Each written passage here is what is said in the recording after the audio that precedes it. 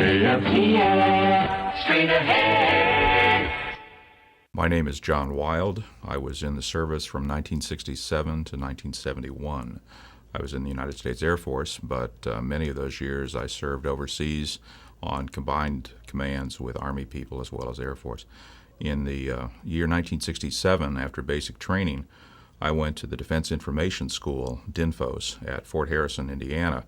I wanted to go because I lived in Indianapolis from where I had enlisted, and this gave me a chance to spend about 6 months of the time back in my hometown after basic training.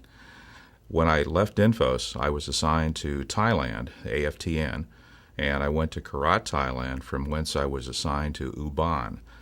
Ubon Royal Thai Air Force Base was located approximately 35 miles from my recollection to the border of Laos and a similar distance from the border of Cambodia.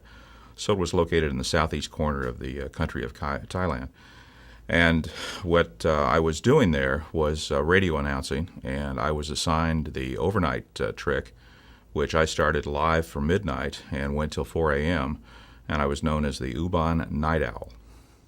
On the air stories would probably be going to the time we did a telethon for the local orphanage, and I remember that we had had one squadron pledge $1,000 for us to play Ode to Billy Joe, and by Bobby Gentry. And Ode to Billy Joe is indelibly etched in my mind because we couldn't take it off until somebody matched the pledge of $1,000, and we must have played the darn thing about 20, 30 times. And I believe it still runs 4 minutes and 13 seconds. And it's a great song that you can get up and leave and get a cup of coffee and come back to. But if I ever hear it again, it'll be too soon. And we did raise a lot of money. However, the funny part about that was that we were getting threats. Somebody on the flight line said they were going to scramble an F-4 and bomb the station if we didn't take the darn record off the air. And that was kind of funny. Actually, my off-the-air exploits were probably more famous, and one of the things that I was known for is that the station, when I got there, was only about 6 months old. And we had 4x8 sheets of plywood, and really it sounded like an echo chamber. The studio and the production studio, which faced each other, had plywood walls, and it's not conducive to sound. But we kept on saying, well, we got to get acoustic tile. And everybody officially was saying, oh, there's no tile anywhere in theater. And then all of a sudden, magically, they were going to build a brand new mail room. And they called them consolidated mail rooms, or CMRs, in the military. And on that mail room, lo and behold, they were putting acoustic tile on the ceiling.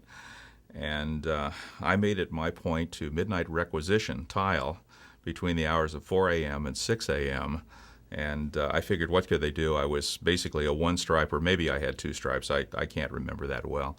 And I would go over when the record started at 4:05. And AFRTS out of Los Angeles would send us a transcription. It was basically like an LP, but the LP would play steadily with music for about 25 minutes. So you'd come out of the news at 4:05 a.m., you'd put on the LP, then you had until about 4:32 before you had to turn on the other turntable for the second half of the show. And I would steal past the ever-vigilant Thai guard, and he was sound asleep by that hour, I assure you, and I would bring back a armload of tile. And maybe every third night I'd bring back a bucket of mastic, maybe a 1-gallon thing of glue. And I would spend then the time during Joe Allison's Country Corner from 5:05 to 6 a.m.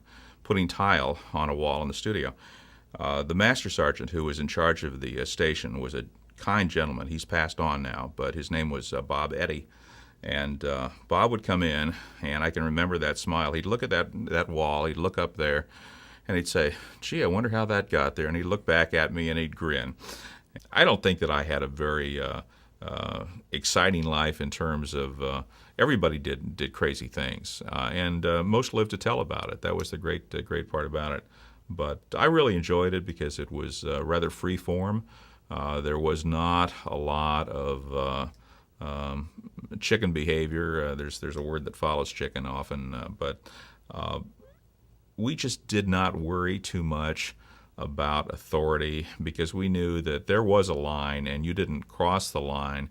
Political statements were verboten.